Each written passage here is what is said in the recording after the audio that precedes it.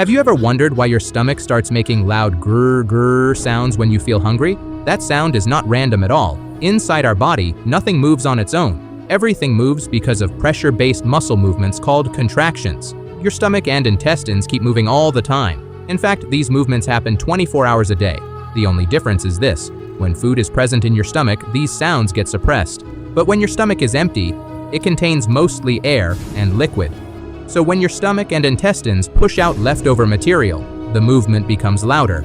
That's why when your stomach is empty, the sound feels extremely strong. Sometimes it's so loud that you can't even tell, say, did that sound come from your stomach or somewhere else?